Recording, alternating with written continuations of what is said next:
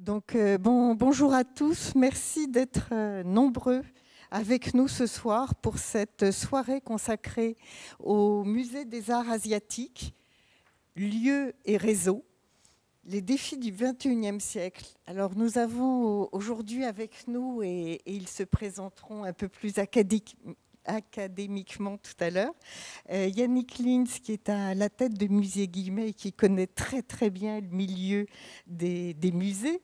Donc cette institution dont elle nous parlera des origines à maintenant.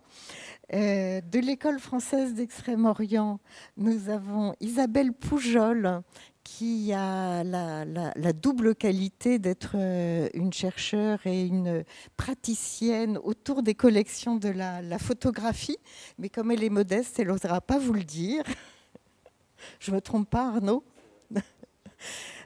Et puis, donc là, c'est deux, j'ose pas dire vieilles institutions, parce que bon, elles ne sont pas si anciennes que cela, mais je dis ça au regard des réseaux qui ont été montés par Lou et Dorian. Leur projet, l'ACA Project, ils vont nous expliquer un petit peu plus tard comment eux raisonnent en entendant ce terme art asiatique. Qu'est-ce que ça veut dire? Qu'est-ce que ça veut dire aussi par rapport aux artistes contemporains? Et puis, je cite en dernier Arnaud Bertrand, que j'aurais dû commencer par vous présenter parce que c'est lui qui est à l'origine de ce regroupement au sein de la Cité de l'Architecture et du Patrimoine, une institution qui a à peu près le même âge que l'École française d'Extrême-Orient et le Musée Guimet, et dans le cadre du Printemps asiatique. Donc, Arnaud, est-ce que je peux te laisser présenter ce Printemps asiatique qui effectivement est assez asiatique? La température est un peu chaude, humide, on est vraiment en Asie.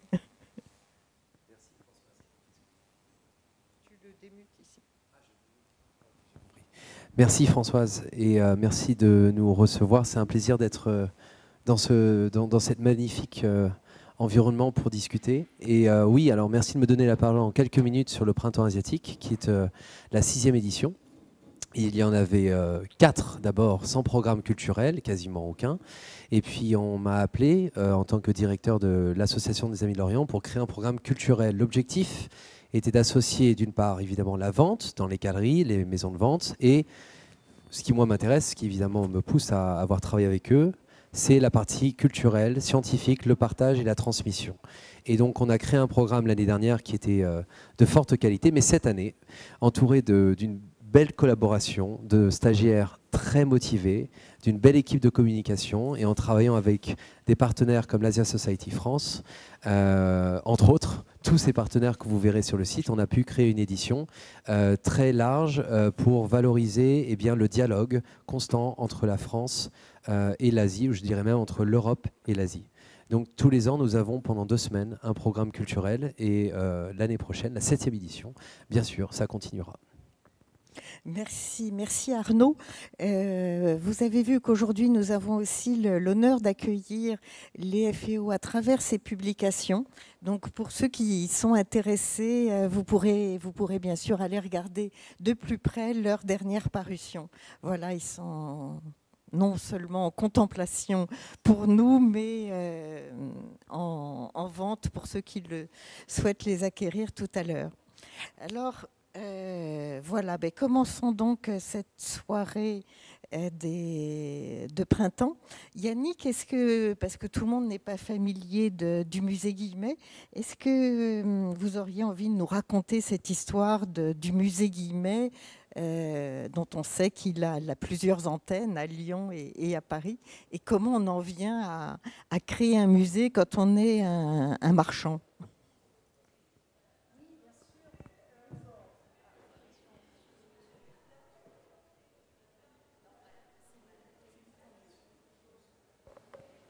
Merci, ça va mieux, je crois. Bonsoir à toutes et à tous, ravi d'être avec vous aujourd'hui. Alors, le musée Guimet est déjà très ancien. Moi, je suis encore, on peut le dire au bout de 7 mois, une jeune présidente, très chanceuse, puisque je suis arrivée à la tête de ce musée le 1er novembre dernier.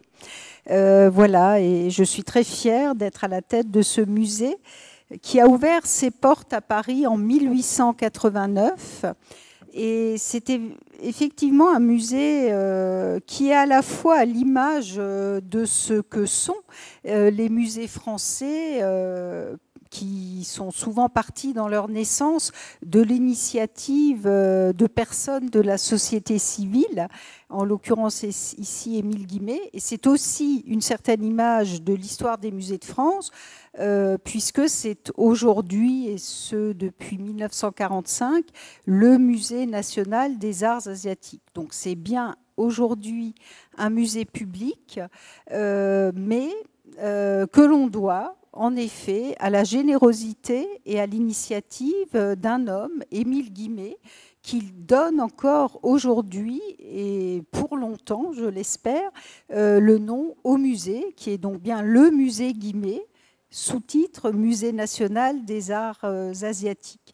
Alors, Émile Guimet, il est né en 1836 et c'est tout à fait un homme de son temps.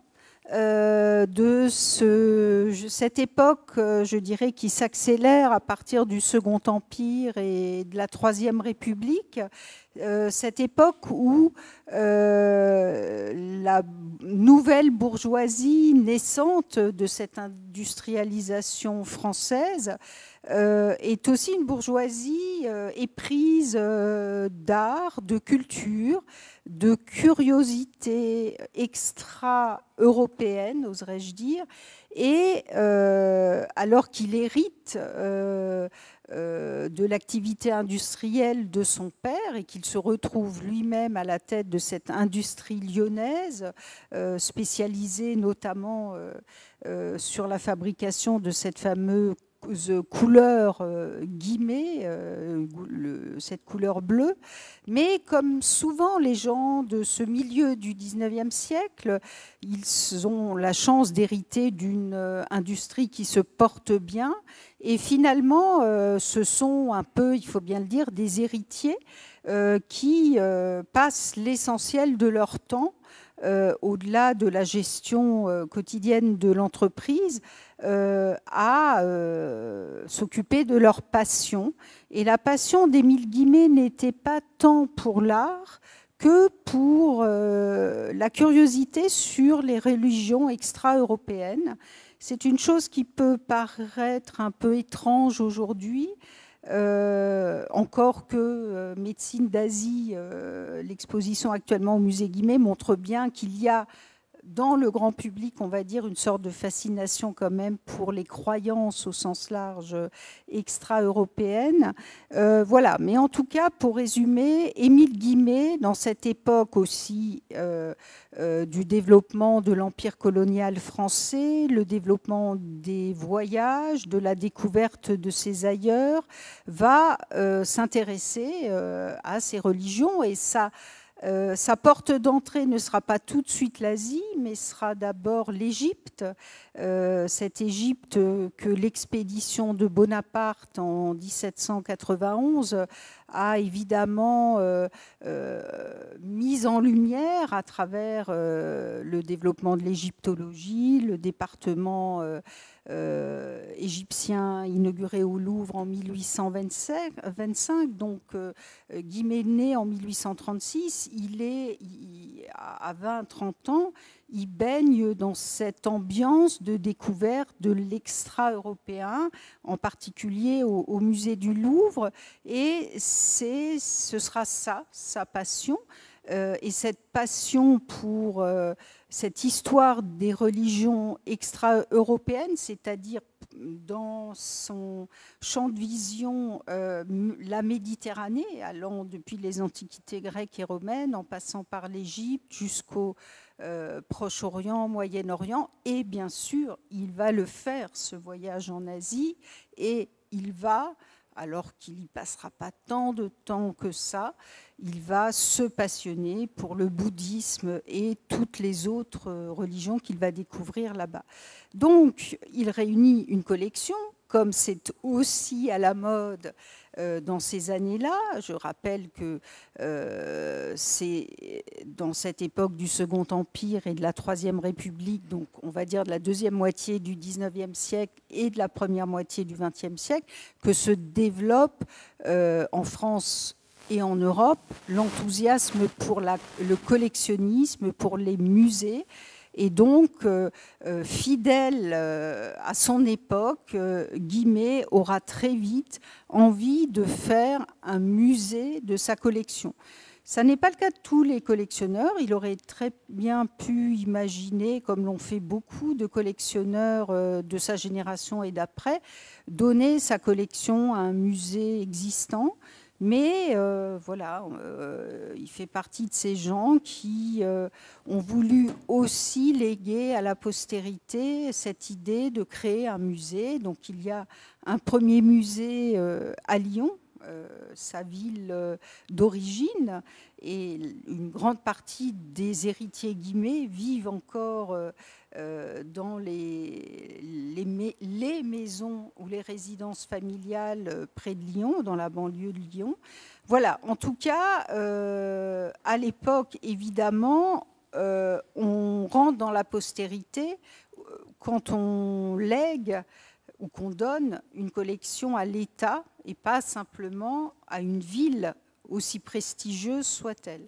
Donc très vite, il négocie avec l'État et décide ce projet fou que l'État accepte, et heureusement, qui est de donner sa collection à l'État, de faire construire un bâtiment à l'image déjà du musée Guimet de Lyon, donc le fameux bâtiment de la place d'Iéna, d'y être le premier directeur jusqu'à sa mort en 1918, et ce musée a ouvert en 1889. Et c'est à l'époque, le bâtiment n'est pas du tout celui, enfin pas du tout, n'est pas encore celui que l'on connaît aujourd'hui, il est plus modeste, il n'y a qu'une seule galerie autour d'un jardin, et il offre aux visiteurs un musée sur l'histoire des religions, et donc pas du tout un musée encore dédié aux arts asiatiques. Et chose très importante, et si j'insiste sur l'époque Guimet, mais je ne vais pas vous faire une conférence d'1 heure, mais je trouve que c'est très important, en tout cas moi, je peux vous dire, qui arrive à la tête du musée Guimet, j'ai relu les ouvrages sur la vie de Guimet. Je m'imprègne de ce personnage à travers ce que j'en lis, ce qu'on m'en dit dans les archives familiales aussi, des descendants que je côtoie, et j'essaye donc de comprendre. En tout cas, donc, il dirigera ce musée sur les sciences de la religion et, chose que je voulais rajouter, pour Guimet, et je m'y retrouve assez, moi, je dois dire aujourd'hui, en 2023, c'est de dire un musée ne va pas non plus sans l'étude, et donc la bibliothèque, qui est toujours aujourd'hui présente, vous le savez pour ceux qui connaissent le musée Guimet, au premier étage, la bibliothèque Guimet. On n'imaginait pas à l'époque un musée sans bibliothèque, et je trouve qu'il faut l'avoir présent à l'esprit aussi pour garder cet esprit. Alors, je déroule l'histoire, mais il y a Émile Guimet meurt en 1918, des directeurs lui succèdent. La France, en même temps, bon, c'est la Première Guerre mondiale, mais l'entre-deux-guerres est une période intéressante aussi dans l'évolution des musées français, notamment des musées parisiens. C'est au-delà de la guerre, c'est le développement des colonies françaises, notamment de l'Indochine. Des collections arrivent aussi régulièrement, indépendamment des collections Guimet. En tout cas, elles sont pas forcément à ce moment-là localisées au musée Guimet, mais on va dire d'une certaine manière le goût pour l'Asie Et l'actualité asiatique à Paris s'accélère avec cette présence française essentiellement en Indochine.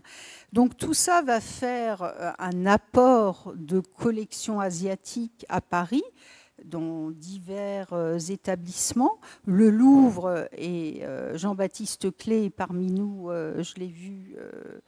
Ah oui, Jean-Baptiste, voilà, qui représente le Louvre, et on va dire Monsieur Asie au Louvre. Donc Jean-Baptiste est là pour témoigner que le Louvre a été et est encore un lieu important dans ce musée universel de présence des collections asiatiques. Voilà, en tout cas, il y a cette montée en puissance à Paris des collections asiatiques. Et puis, après la Deuxième Guerre mondiale, bouleversement, on va dire, et restructuration dans beaucoup de domaines, et notamment dans la réorganisation des musées français. Le ministère, le secrétariat d'État aux Beaux-Arts, il n'y a pas encore de ministère de la Culture à l'époque, mais le secrétariat d'État aux Beaux-Arts du ministère de l'Instruction publique décide de spécialiser le musée Guimet, qui avait déjà, avec certains conservateurs comme Joseph Aquin, qui va s'impliquer beaucoup en Afghanistan, mais aussi au Japon, il avait déjà adopté un peu ce tropisme asiatique, et donc l'État prend une décision en 1945 d'en faire le Musée national des arts asiatiques, ce qu'il est aujourd'hui. Et à ce moment-là, ça voulait dire aussi réorganisation des collections nationales, et notamment tout ce qui était de l'ordre des collections méditerranéennes, égyptiennes, est allé au Louvre, dans les départements concernés, et le Louvre a envoyé à Guimet les grandes collections asiatiques, sauf, et Jean-Baptiste pourra évidemment l'indiquer aussi, sauf quelques collections, mais notamment ce fut l'arrivée de la très grande collection de porcelaine du collectionneur Grand Didier. Il y a eu aussi les autres musées indochinois qui ont amené une partie de leur collection, donc c'est vraiment devenu, à partir de 1945, un grand musée national d'art asiatique. Et je m'arrête bien sûr là, mais je dis, en me déplaçant beaucoup actuellement à travers le monde, et notamment en Asie, outre le fait que je découvre que quand même ce musée est très connu en Asie, on dit le Guimet, mais quand même il faut savoir que c'est le plus grand musée d'art asiatique en Europe. Donc cette histoire-là, qui est évidemment plus détaillée que tout ce que je vous raconte, elle a, et grâce à Émile Guimet au départ, a permis de constituer une très grande collection parmi les plus grandes au monde. Voilà. Merci beaucoup Yannick de cette présentation qui cadre vraiment le débat, parce que j'ai pointé à quel point un musée ne peut pas vivre sans une bibliothèque, ce qui me donne l'occasion de passer la parole à Isabelle. Comment l'école française d'Extrême-Orient est-elle une école, mais pas seulement? Oui, alors l'école française d'Extrême-Orient, juste pour... Oui, à grands traits, la resituer. Elle est fondée en 1898 et en fait, à l'initiative à la fois de l'Académie des inscriptions et belles-lettres, qui dès la fin du 19e siècle souhaite avoir une institution française basée en Asie pour étudier tous ces pays. Et puis Paul Doumer, alors gouverneur général de l'Indochine, qui a déjà créé un certain nombre d'institutions comme un institut de géologie, un observatoire, une institution pour la faune et la flore, et qui souhaite avoir une institution qui puisse s'occuper du patrimoine, avec l'injonction de le comprendre et de le préserver. Donc l'école est créée à Hanoï et avec cette lourde mission qui est à la fois d'inventorier, de découvrir, d'inventorier, de comprendre, de préserver, de mettre en valeur à travers des musées, eh bien, il faut à une institution comme celle-ci une bibliothèque, plus tard une photothèque, des outils qui lui permettent de pouvoir mener à bien ses missions. Et effectivement, une grande bibliothèque va être créée à Hanoï. Elle va se développer très rapidement et il va y avoir un concours déterminant qui est celui des lettrés vietnamiens, qui vont constituer un bureau des lettrés et qui vont permettre d'établir des copies de la bibliothèque impériale de Hué, du bureau des annales. Ils vont aussi, et ça va être une des grandes richesses de cette bibliothèque, constituer une collection d'estampages de plus de 20 000 estampages d'inscriptions chinoises du Vietnam, indispensables à la compréhension donc, de l'histoire ancienne de ce pays. Et il va y avoir des tas de collections de manuscrits, à la fois sur Hall. Enfin, voilà. Donc c'était une bibliothèque qui, dans les années 50, passe pour être une des plus grandes bibliothèques orientalistes. Donc c'est un outil absolument indispensable. Et donc, une bibliothèque, une école, et cette école, elle est destinée à qui?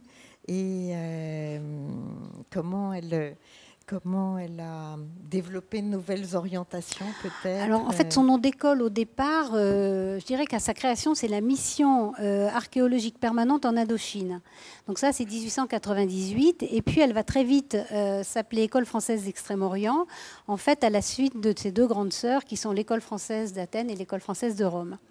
Donc voilà. Alors, son nom d'école, au départ, eh bien, ce sont surtout des chercheurs. Alors une poignée d'ailleurs au départ, en 1808 il y en a 8 pour mener à bien toutes ces tâches. Et donc ça va être vraiment, les pionniers vont avoir à comprendre et à défricher. Et puis effectivement, très rapidement, on va leur demander aussi de partager leur savoir.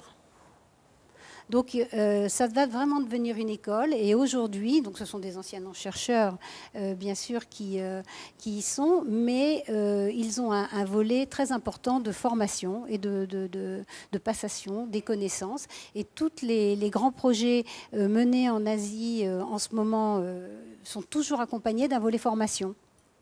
Donc ça a été le cas, par exemple, pour la grande restauration du Bapouane. Et un chantier de 200 personnes avec la création, avec des formations de sculpteurs sur pierre, de tailleurs de pierre, d'architectes. Voilà. Donc c'est une formation absolument indispensable dans le volet de l'école. Donc, formation sur place dans ces différents pays. Vous nous rappelez quels sont tous les pays concernés, en moins pour, oui, alors il y a 18 la partie centres. qui nous concerne à nous. On ne va pas aller jusqu'à Athènes. Non, mais il y a 18 centres scientifiques dans 12 pays d'Asie et ça va de l'Inde au Japon. Et aujourd'hui, combien de chercheurs? 40 chercheurs. Oui, c'est pas ça si reste nombreux, une petite. Non, ça reste une petite institution. Oui, qui couvre un large périmètre et puis toutes les sciences humaines et sociales, en fait. Et puis avec un impact localement qui est important, j'imagine, oui, puisque vous parlez de formation. Quand on est sur les temples au Cambodge, on imagine assez bien ce que ça peut représenter, que ce soit pour la pierre, mais ça peut être aussi pour la transmission, je dirais, d'une histoire. Vous êtes aussi face à des transmissions compliquées. Alors en fait, déjà sur le plan, si vous voulez, de l'apport de ces implantations et de ces centres en Asie est très important parce qu'il permet aux chercheurs d'être sur le terrain de leurs études et puis de nouer des partenariats. D'être complètement en relation avec les chercheurs des pays dans lesquels on est implanté et de pouvoir créer de vastes réseaux pluridisciplinaires capables de mener des grands projets internationaux. Oui, on voit, pendant que vous parlez, il y a une photo sur le chantier du temple Baphion au Cambodge. Et effectivement, on est loin, ça y est, c'est passé. On est loin des quelques chercheurs. On voit bien que l'impact est beaucoup plus large. Et l'impact est vraiment lié à des projets qui sont plus sociétaux, on pourrait dire, qu'uniquement de mise en valeur du patrimoine, puisque c'est une économie aussi locale à laquelle vous participez. Bien sûr, là c'est un chantier de 200 personnes, ça a été voilà, pendant 15 ans, avec un volet formation très important. Ouais. Et alors, on voit aussi il y a cette collection magnifique de photos, puisque tout à l'heure c'était une photo de 1902, là on voit une photo de 1930 qui est là. Vous pourriez nous décrire un petit peu ce fond photographique qui, j'imagine, est aussi une des richesses de l'école. Oui, tout à fait. Alors en fait, très très rapidement, au début du XXe siècle, les chercheurs ont accompagné leur indispensable croquis de notes et de dessins des photographies.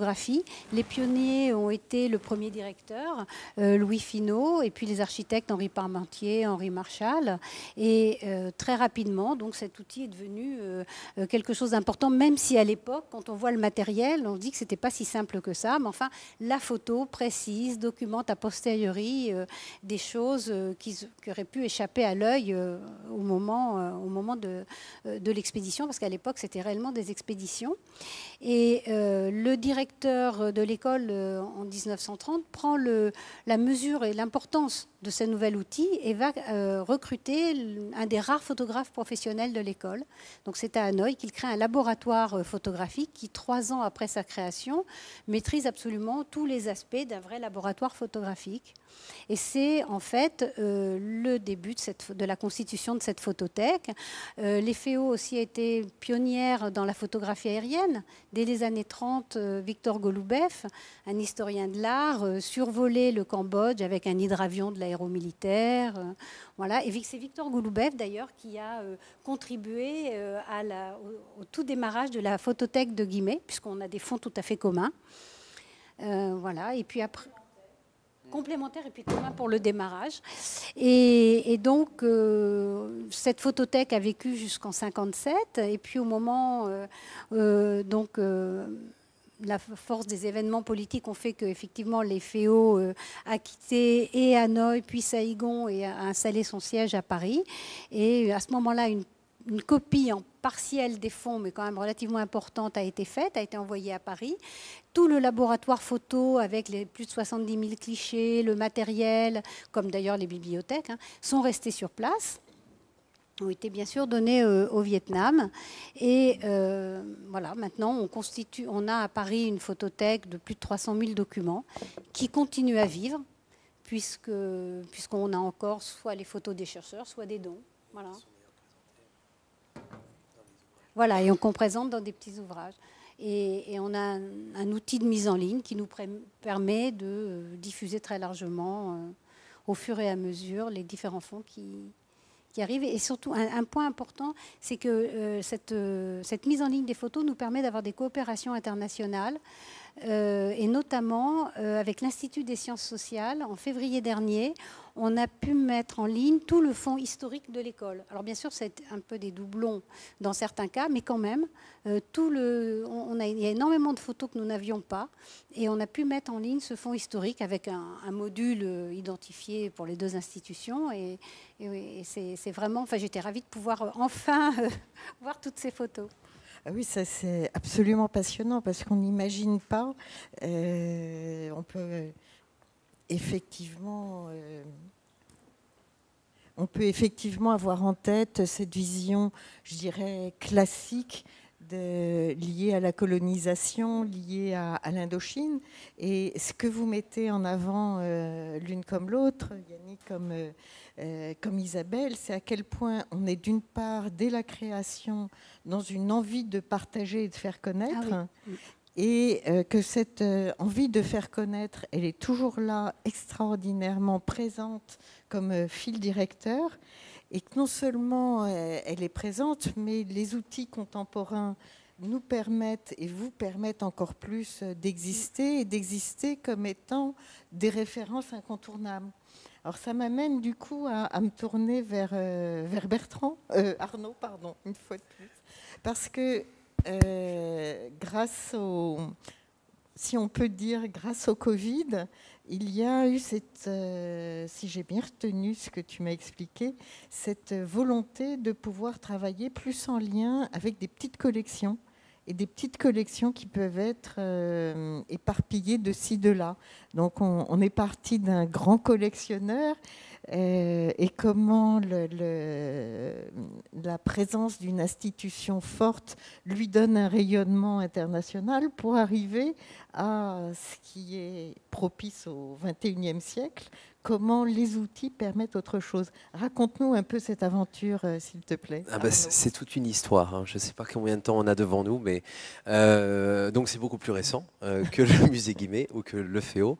Bon, vous savez ce qui se passe quand on a le Covid, on s'ennuie, donc forcément on n'a pas assez de travail, donc il faut forcément créer, surtout avec un enfant de 7 ans qui avait 6 à l'époque. Non, en fait, c'est né d'une...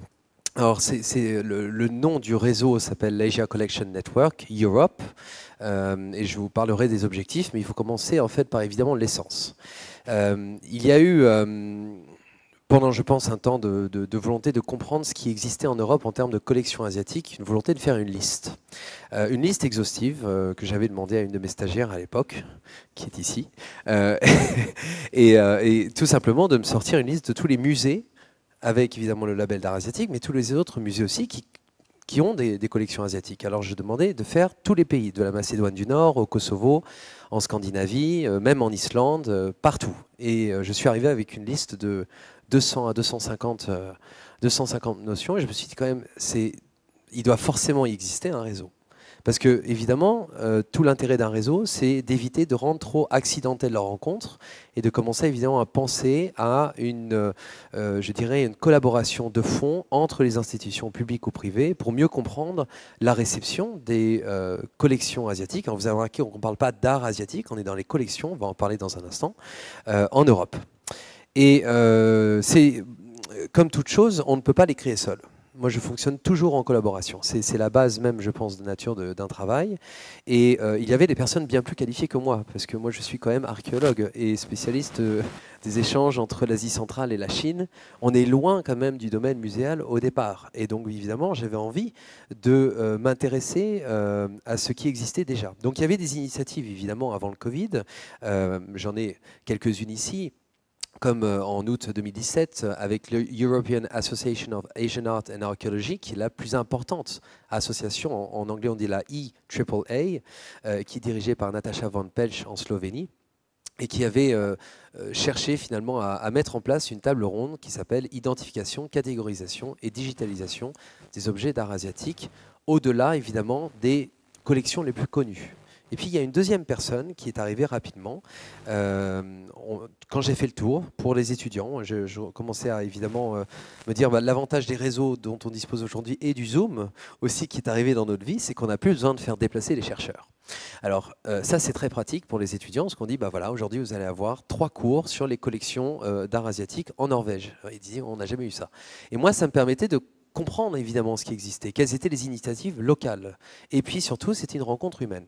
À peu près toutes les personnes que j'avais vues en Europe, mais ça a mis du temps, m'ont dit il faut absolument que tu ailles voir Iside Carbone, qui est à Londres, et qui a travaillé sur une table ronde qui s'appelait Mapping Out Asia, que je trouve très jolie. C'est-à-dire c'est cartographier évidemment l'Asie en dehors de l'Asie, en s'intéressant particulièrement à l'Europe. Iside Carbone, qui est maintenant la cofondatrice de ce réseau, a comme spécialité justement pendant la thèse, de recenser et d'étudier comment les musées d'art asiatique fonctionnaient en Italie. Et à partir évidemment de son étude, elle a décidé de créer ce réseau avec Helen Wang du British Museum, avec le Victoria and Albert, avec le musée Bourse Riga Museum de Riga, et petit à petit de créer un réseau.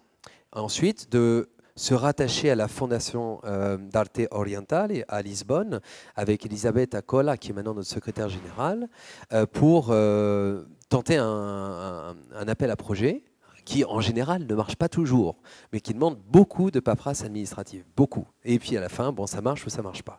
Et ça n'a pas marché. Et donc, elle a un peu abandonné l'idée. Puis moi, je suis arrivé un soir très tard, j'ai réussi à endormir mon fils, tardivement, comme ça arrive souvent. J'ai même pensé à en faire un deuxième, ouais, donc ça montre quand même qu'on oublie. Et vers 2 h du matin, je me souviens très bien, je dis, je vais lui écrire un mail. Alors j'ai fait un mail, je me suis dit, elle me répondra jamais. Et puis à 9 h du matin, elle dit, Arnaud, c'est incroyable, moi je pensais vraiment que j'allais abandonner l'idée. Je ne pense pas qu'elle me remercie aujourd'hui, parce que quand on voit le morceau de travail qu'il y a à faire, peut-être qu'il aurait fallu l'abandonner. Mais bon, on est arrivé en collaboration, puis c'est un lien humain. C'est-à-dire tout de suite, on a communiqué, on ne s'est jamais rencontrés. Le Zoom est incroyable. Je ne connais que la partie haute de la cofondatrice du réseau. Je ne sais pas à quoi ressemblent les jambes du tout, ni les pieds, ni les chaussures. C'est la partie haute. Bon. Donc je ne sais même pas comment ça se passera dans une rencontre finalement, parce que je serais peut-être un peu perturbé, je la verrai comme ça, je dis incroyable, ça bouge et tout. Donc je connais très bien l'intérieur de son salon, mais pour le reste, je ne sais pas du tout à quoi ressemble Isidé Carbone. Et donc on a commencé à réfléchir ensemble, donc elle m'a dit tout de suite, Arnaud, effectivement, on a un réseau en place qui pourrait se développer, puisqu'il existait évidemment des initiatives, mais pour des civilisations particulières, en particulier la Chine, qui est quand même toujours un peu devant, avec Pagoda par exemple, European at China, qui était là depuis un certain temps. Il y avait des initiatives comme Asemus qui ont fonctionné pendant un certain temps, financé en particulier par la Corée du Sud et Singapour.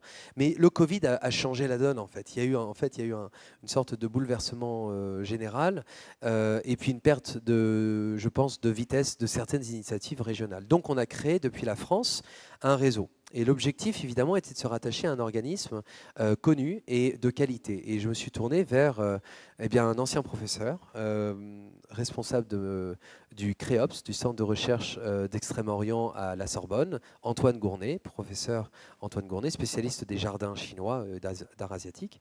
Et autour de lui, on a créé en fait une association dont les principes fondateurs, ça tu me dis si c'est trop long, les principes fondateurs sont multiples. La première était de réfléchir à une réinterprétation de la circulation des objets d'art asiatique en Europe dans toute sa globalité, et donc évidemment de s'intéresser à chacun des pays, chacune des structures, de s'intéresser à tous les matériaux d'Asie, pas seulement art décoratif, art de la scène, art du spectacle, les livres évidemment. Finalement, c'est tout ce matériel qui attire les personnes qui se déplacent en Asie, comme Émile Guimet, comme l'ensemble des personnes, comme Paul Pelliot par exemple, et qui arrivent avec des collections qui sont maintenant étudiées.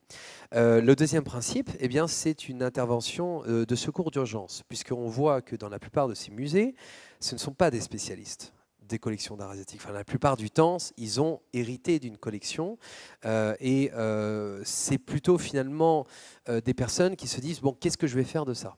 Et donc, il y a un besoin, évidemment, de les réinterpréter, parce que la plupart du temps, évidemment, ces collections ne sont pas bien étudiées. Et je ne dis pas ça d'une façon, évidemment, moralisatrice, c'est simplement, ils n'ont pas le bagage de formation pour étudier des lacs, des jades ou encore des arts de spectacle indonésiens, quand ils sont spécialistes du médiéval en Lettonie, par exemple. Bon. Et donc, le troisième axe, c'était de réfléchir évidemment à une nécessité de rapprocher évidemment les populations, l'Europe, les spécialistes, et c'est comme ça qu'on est arrivé à la volonté, et c'est vraiment la base de notre réseau, de cartographier. Donc, on a des étudiants un peu partout en Europe qui cartographient tous les jours des régions qu'on a divisées en 14. Alors c'est parfaitement évidemment théorique, hein. Il a fallu un moment diviser les régions. On s'est beaucoup posé la question si la Suisse devait être avec la France plutôt avec l'Italie, si les Pays-Bas. Bon. Donc on est arrivé à 14, en incluant bien sûr la Russie, qui, bon, même pendant la guerre, parce que ça a été créé à peu près au moment du début du conflit, je pense, le jour même j'ai déposé la demande, je me suis dit peut-être que c'était peut-être pas une bonne idée. Et c'est de cette façon-là que finalement on a décidé de créer ce réseau, entouré donc de 14 régions, chacune représentée par un comité scientifique régional, la plupart du temps des conservateurs de musées, mais des professeurs qui ont une expérience sur ces collections, dont je reparlerai, mais dans des exemples plus tard. Et chacun de ces comités, c'est ça qui est intéressant, s'entoure d'étudiants, de chercheurs, de collectionneurs, d'amateurs qui ont déjà une passion locale. Donc ce n'est pas la France qui commence à cartographier pour l'Ukraine, c'est l'Ukraine cartographie pour l'Ukraine. Et donc là, ça change tout. Évidemment, l'anglais est notre langue de base, mais on est en train de former une bibliographie multilingue, parce que c'est ce qui est intéressant, c'est pas seulement s'intéresser à notre angle d'esprit, c'est décentrer ce regard. Et je pense que ça me paraît être pas mal pour le départ, si ça te va. Merci beaucoup Arnaud. On passe de cet intérêt pour la collection venue d'une personne à ceux qui reçoivent ces collections et qui se disent qu'en faire. Et le mot qui relie en même temps chacun de vos parcours, c'est celui d'art asiatique. Et c'est précisément ce terme d'art asiatique, Lou et Dorian, que vous interrogez vous-même sur l'art contemporain. Je crois qu'ils en ont, c'est bon. Donc, présentez-nous, on est là dans cette dimension réseau que Arnaud a bien su mettre en avant, nous dire à quel point c'est un outil précieux, c'est un outil qui permet la reconnaissance, c'est un outil qui permet l'étude, c'est un outil qui permet la transmission avec les étudiants et les profs. Et pour vous, alors, c'est quoi un réseau? Et art asiatique, c'est quoi? Mais bon, racontez-nous aussi la création de votre plateforme. C'est encore un coup du Covid ou c'était avant? Non, c'était bien avant. Donc, AK Project, c'est une association que l'on a confondée avec Dorian en 2015. Donc, ça fait déjà quelques années. Donc, AK est l'acronyme d'art contemporain asiatique et Asian Contemporary Art en anglais. Alors pour la petite histoire, donc à l'époque où on a fondé cette association, on était tous les deux étudiants. Et pour ma part, je faisais une recherche sur l'art contemporain chinois. Et je faisais face à un manque cruel d'informations sur cette création contemporaine chinoise, surtout en français, un peu en anglais également. Mais voilà, la création d'AK Project est vraiment partie de ce constat d'un manque d'informations de manière générale sur la création contemporaine d'Asie. Et donc on a eu envie de contribuer à combler à ce manque. Donc comme on était étudiants à l'époque, on a fait avec les moyens que nous avions. Donc on a utilisé les nouvelles technologies, et notamment le réseau qui est Internet, pour créer une plateforme en ligne dédiée à la connaissance et la valorisation de l'art contemporain d'Asie et de sa diaspora. Donc la plateforme en ligne reste le cœur de notre projet aujourd'hui. Il est constitué de plusieurs parties. Donc on a une partie qui concerne l'actualité. Donc on essaie de documenter de manière non exhaustive évidemment, mais ce qui se passe en termes d'art contemporain asiatique en France et ailleurs dans le monde. Nous avons également une partie dédiée aux interviews. Donc, ce sont des entretiens que nous menons avec des professionnels du monde de l'art. Donc, ça peut être des artistes, des commissaires d'exposition, des conservateurs de musées, peut-être un jour vous, bientôt, Yannick. Et la troisième partie qui est assez essentielle, c'est une partie qui est vraiment consacrée à la recherche. Donc on essaie de recenser autant que l'on peut les artistes asiatiques, des publications qui ont été rédigées sur ce sujet. Et puisque nous parlons de réseau, donc on fonctionne en interne en réseau. Donc on a un réseau de bénévoles situé en France, en Europe et ailleurs en Asie. Donc aujourd'hui, on est une quinzaine à peu près de bénévoles. Donc ça nous permet de multiplier un petit peu les points de vue, puisque chacun a ses propres centres d'intérêt et est basé dans un lieu différent.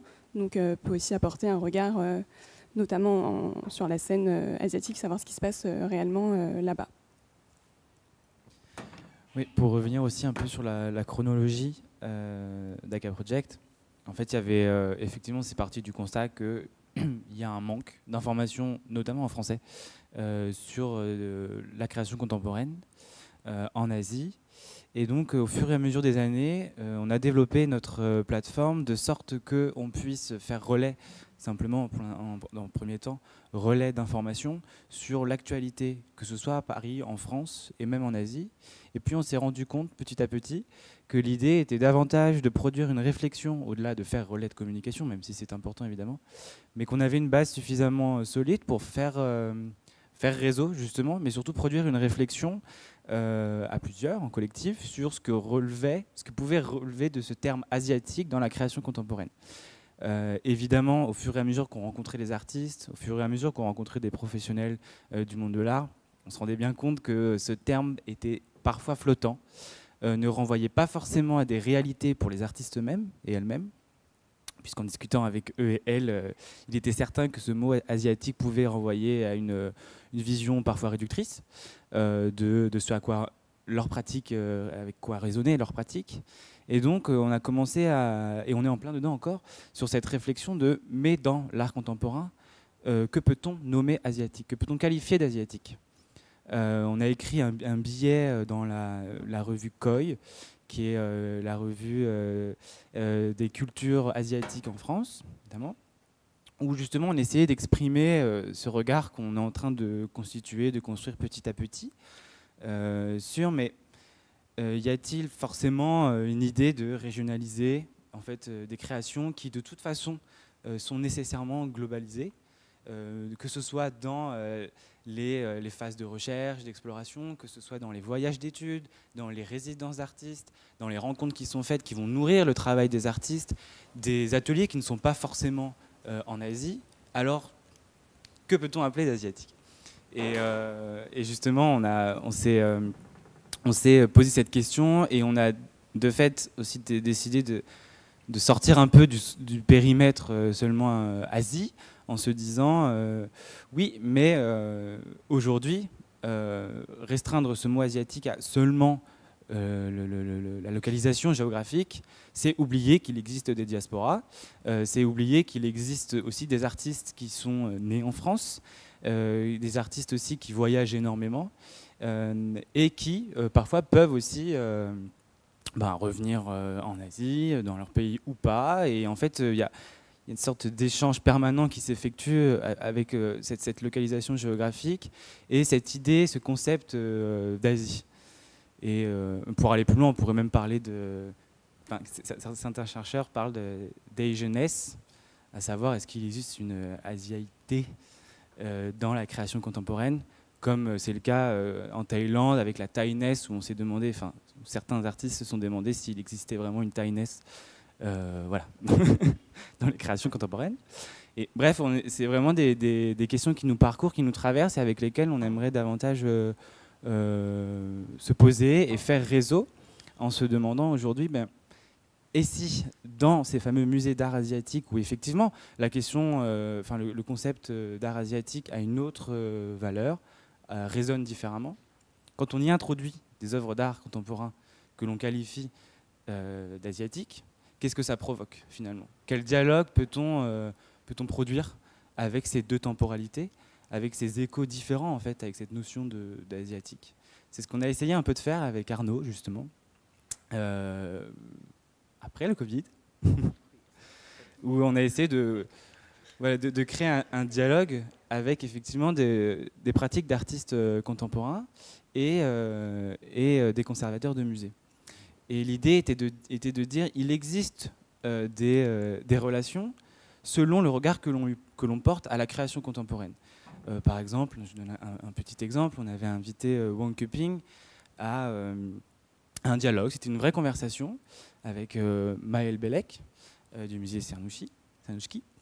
Et l'idée était de dire la question du bois est importante dans le travail de l'artiste Wang Keping, mais à quoi renvoie-t-il de façon plus générale, à la fois pour Maël Bellec en tant que conservateur au musée, mais aussi pour Wang Keping. Et donc l'idée était de produire une série de conférences autour d'un dialogue possible qui ne met pas en avant, qui ne vient pas en avant la donnée asiatique, mais qui montre que des dialogues sont possibles entre une histoire du bois dans les objets d'art asiatique ancien et des créations contemporaines d'un artiste qui utilise le bois. Voilà. Et qu'on avait poussé même jusqu'au bronze, puisque Wang Keping utilise également le bronze. Et donc l'idée, c'est de pouvoir produire des points de vue pluriels, simplement pour l'instant, après on verra, des points de vue pluriels sur la création contemporaine. Et sur ce point, je pense que les musées d'art asiatique aident beaucoup aussi à ancrer en fait, les créations contemporaines dans une autre histoire de l'art, peut-être aussi, qui peut être intéressante, ou même à révéler ce qui, en fait, les relations qui existaient déjà, comme ça a été rappelé, hein, entre Occident, Orient, depuis déjà un certain temps, et qui se rejouent aujourd'hui, mais d'une autre manière. Merci Lou et Dorian pour ce regard d'autant plus riche, je dirais, que vous êtes vous-même une illustration de ce dialogue, je dirais, entre Asie et Europe. Et ça m'amène à me retourner vers Yannick, parce que voilà, moi j'entends à la fois ces appels du pied. Est-ce qu'un conservateur de musée peut travailler avec des artistes, avec des passeurs? Si ça ne vous embête pas, je vous appelle comme ça pour le moment. Ça vous va? Ouf.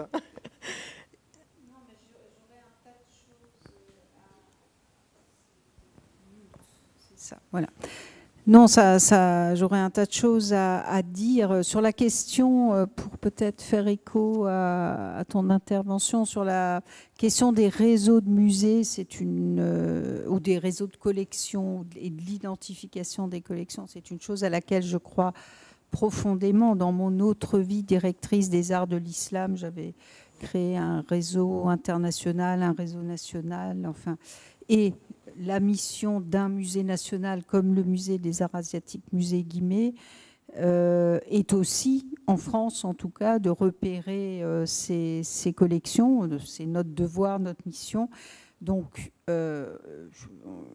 on aura beaucoup de choses à faire ensemble sur cette question des réseaux, parce que je crois que c'est non seulement important pour la sauvegarde de ces collections, de savoir ce que les musées conservent. Hein. Moi, j'ai vécu un tas d'aventures en France, dans des musées, je pense au musée Ingres de Montauban, qui a été rénové, enfin, ça a réouvert il y a 3 ans à peu près.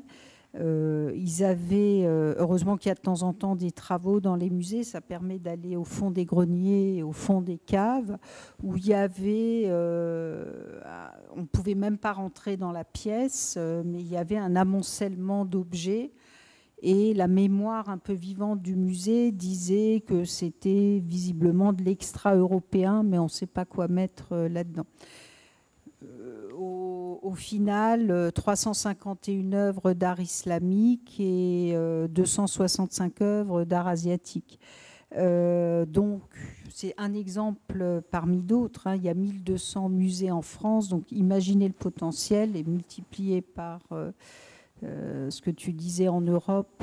Donc voilà, il y a un vrai travail. Après, il faut aussi savoir... dans le développement de ces réseaux-là d'identification de collections et de collègues, qu'est-ce qu'on veut faire ensemble? Ça, c'est une vraie réflexion. Et voilà, je pense qu'on est à une époque post-Covid où moi, je vois bien, en me déplaçant actuellement beaucoup en Asie et dans les musées, tout le monde a soif de mise en relation, de partage d'expériences. C'est pas que des échanges d'expos, c'est pas que des publications, mais on rentre de plus en plus dans une époque où on se pose clairement des questions sur l'évolution des musées aujourd'hui. On va rentrer dans une nouvelle séquence après la grande ère de démocratisation culturelle démarrée dans les années 70. Là, on sent bien qu'on est à bout de souffle de certaines solutions et qu'il faut réinventer des choses. Et ça, on a besoin de se poser les questions ensemble, de partager. Donc, je crois beaucoup dans ces réseaux-là. Je bois vos paroles aussi. Parce que oui, il faut se poser la question, qu'est-ce que l'art asiatique au sens large? Des gens, bon, tout le monde le sait, je viens du monde du Moyen-Orient. Mais l'Asie commence à Istanbul. Alors c'est quoi cette Asie non pas des 46 pays, mais des 17 pays présents à Guimet. Enfin, il faut qu'on se pose la question de quelle Asie on raconte à Guimet. Parce qu'il va falloir aussi réinventer ce récit du musée Guimet si on veut attirer les jeunes générations. Ça, c'est de manière générale le questionnement que je peux avoir moi sur qu'est-ce qu'on veut dire c'est quoi l'art asiatique qu'on montre à Guimet. C'est pas l'art asiatique au sens large, donc il faut se poser ces questions-là pour commencer à formuler un nouveau récit. Et là où c'est passionnant, j'ai eu encore une fois à me poser la question sur l'art islamique avec des artistes contemporains. Quand je les étiquetais art islamique, ils me regardaient avec des yeux ronds en disant mais on n'est ni islamiste ni islamophobe, on est artiste. Bon, sur l'Asie c'est un peu différent, mais je comprends dans un monde globalisé, enfin depuis la Deuxième Guerre mondiale, la création contemporaine est globale. Voilà. Moi, il y a 30 ans, j'avais un projet avec des jeunes artistes japonais. Leur modèle était aux États-Unis, pas dans la tradition japonaise. Donc, on est dans ce monde globalisé. Et c'est vrai que pour eux, c'est un peu étrange d'être rattaché à une entité géographique, territoriale, culturelle. Après, ce qui est intéressant, c'est de creuser dans le détail, parce que certains, en les faisant parler, qu'on le veuille ou non, ils n'ont peut-être pas un héritage artistique, mais ils ont au moins un héritage familial, personnel. Le musée, le National Civilization Museum de Singapour, où j'étais la semaine dernière, vient d'ouvrir une exposition d'un styliste de mode singapourien qui vit à Paris, Andrew Gain, qui est la deuxième génération des stylistes asiatiques. Bon, clairement, on voit ces doubles influences à la fois asiatiques et multiculturelles en Asie, et évidemment parisienne et occidentale. Enfin bon, donc oui, il faut se poser la question du rapport à l'héritage pour ces artistes, c'est intéressant et c'est pas automatique. Et moi, je me pose cette question sur aujourd'hui. Je veux évidemment continuer à faire de l'art moderne et contemporain à Guimet, un peu sous une autre forme que ces dernières années. Je pense qu'il faut qu'on écrive à Guimet, et je le dis d'autant plus que c'est aussi une discussion que j'ai eue avec Laurent Lebon du Centre Pompidou. Guimet doit écrire par des grandes expositions l'histoire de l'art moderne et contemporain de l'Asie. Mais une fois qu'on dit ça, c'est pas facile.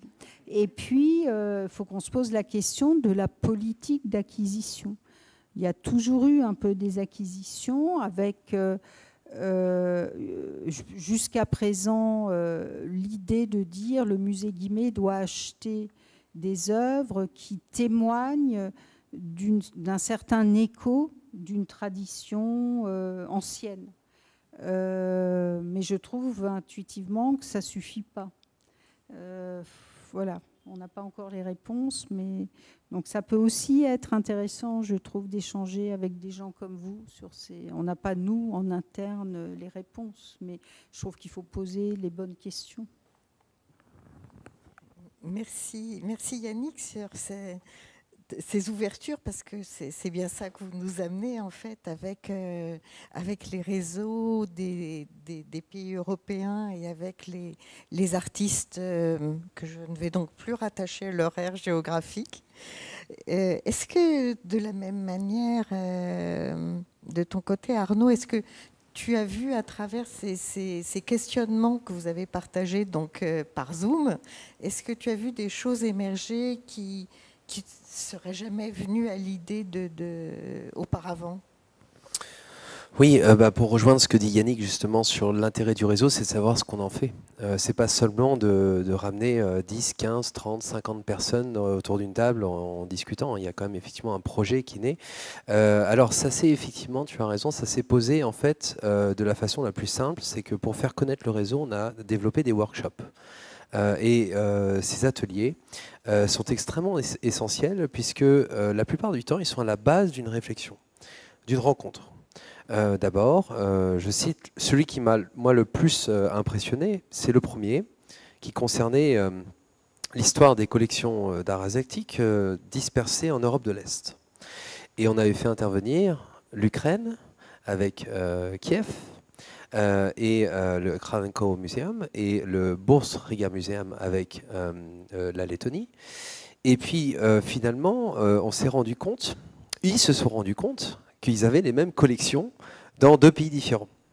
Et ces collections, c'était les collections d'art graphique Qing du XVIIIe siècle, qui finalement, dans une logique communiste, étaient réparties à pourcentage égal un peu dans tous ces pays d'Europe de l'Est. Mais le problème, c'est qu'entre la Biélorussie, l'Ukraine, la Moldavie, la Lettonie, les pays baltes, il n'y a pas véritablement de discours et de discussion, il n'y en a pas.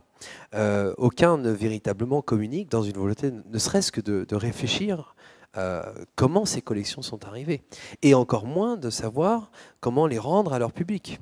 Et encore moins, je dirais, de travailler avec les chercheurs et spécialistes qui, eux, travaillent évidemment en Chine. Parce qu'en Chine, il se passe beaucoup de choses actuellement pour travailler, pas que en Chine, on en reparlera avec la Corée et le Japon.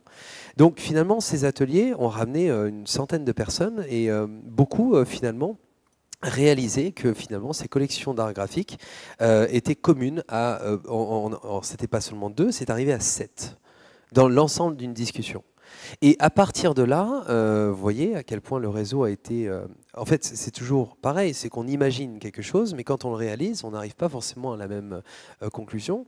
C'est que la deuxième étape était finalement de créer une publication sur ce sujet. Et de cette publication est née la volonté de faire une exposition, qui n'est pas encore en cours, mais qui va naître évidemment sur comment évidemment les collections d'art asiatique durant l'époque de l'URSS, sont arrivés en Europe de l'Est. Il y a toute une histoire qu'on ne connaît pas de tout ça, qui est quand même extraordinaire. Et ensuite, de comprendre, évidemment, de quelle manière ils sont arrivés, qui s'en occupait à cette époque-là, ne serait-ce que par les étiquetages des collections. C'est très fou, ça vient toujours de Saint-Pétersbourg ou Moscou, puis c'est réparti parce que, bon, c'est pas très utile, là c'est pas très beau, alors on va le mettre là-bas, ça on va le mettre plutôt en Moldavie, puis ils arrivent avec des caisses entières, vous savez, de collections de porcelaine, et puis après il faut bien faire quelque chose. Et donc dans les années 90, évidemment, avec la chute du bloc, il y a eu une ouverture, mais il n'y avait pas d'argent. Il n'y avait absolument pas d'argent pour s'en occuper. Puis ce n'était pas une priorité régionale, ne serait-ce que nationale. Je veux dire, l'objectif, évidemment, n'est pas de parler d'Asie quand on est en Lettonie.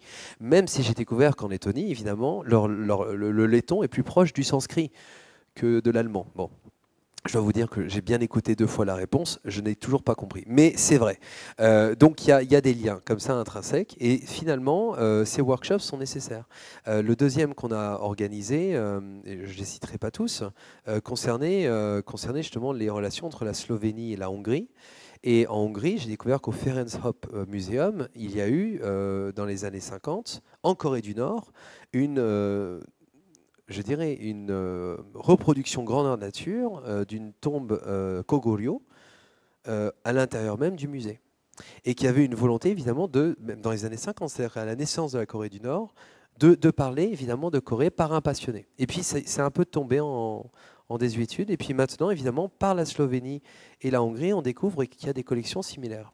Et je donnerai un dernier exemple encore plus incroyable, enfin pour moi. Bon, j'ai des groupes WhatsApp de partout, évidemment. On dit « Ah non, regarde ce que j'ai trouvé », mon père me le fait aussi, évidemment. Un ami était responsable de la section je dirais, du monde hellénique en Grèce, se retrouve à Rhodes. Il visite le château de Rhodes et à l'intérieur de ce château, il y a des céramiques, des porcelaines chinoises du XVIIIe et des cloisonnés japonais.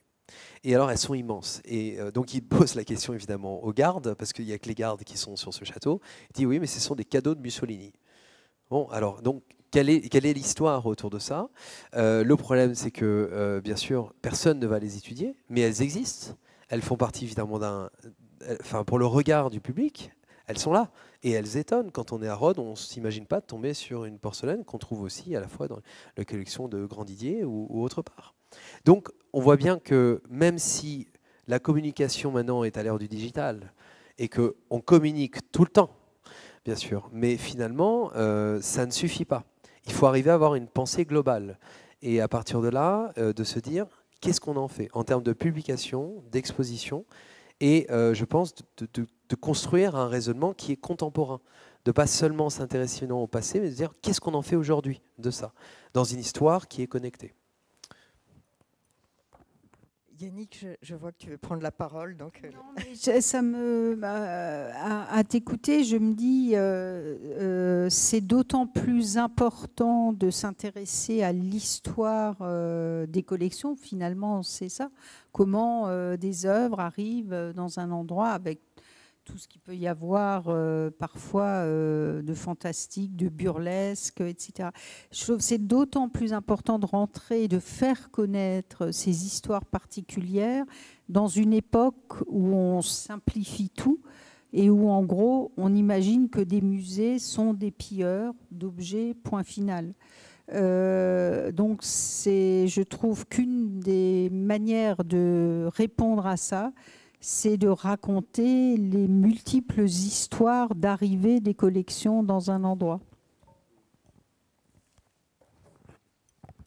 Est-ce que ça résonne pareillement à l'EFEO ? Nous n'avons plus de musée. Ce n'est pas du tout notre destination, puisque nous sommes une école, donc une institution de recherche. Mais dans notre histoire, en 50 ans en Asie, l'école a créé 8 musées, dont 5 au Vietnam, et qui sont encore actuellement des grands musées. Et justement, on travaille sur un peu l'histoire de ces collections. Avec mon collègue Philippe Lefayère à Hanoï, c'est une de nos préoccupations. Et c'est vrai que les grands musées qui ont été créés par l'école, il y a le Grand Musée d'Histoire de Hanoï, qui était l'ancien musée Louis Finot, et qui avait, je ne sais plus, 60 000 pièces, je crois, au moment où l'école a quitté le Vietnam. Il y a eu le Grand Musée d'Art Cham qui a permis de sauver ses collections à Da Nang, parce que c'était des collections qui étaient, les sites Cham ayant été pour la plupart détruits, qui étaient en plein air, qui étaient des collections vouées à la disparition. Il y a eu un grand musée aussi à Saïgon, qui est aussi l'actuel musée d'histoire. Sans parler du grand musée d'art khmer de Phnom Penh et de tous les petits musées régionaux. Donc toutes ces histoires, toute l'histoire de ces collections sont très importantes. Et tout à l'heure, je vous parlais de la feuille de route de l'école qui était extrêmement précise et claire, qui était donc de comprendre et de préserver. Et les musées faisaient partie de cette ambition-là, c'est-à-dire qu'il fallait absolument mettre en valeur ces collections. Et tous ces musées étaient destinés à raconter l'histoire culturelle et l'histoire tout simplement de ces pays.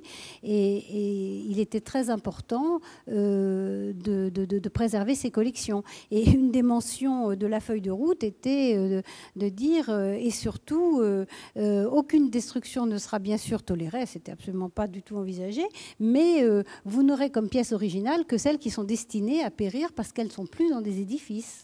Donc voilà, non, c'était très clairement noté et d'emblée absolument une évidence.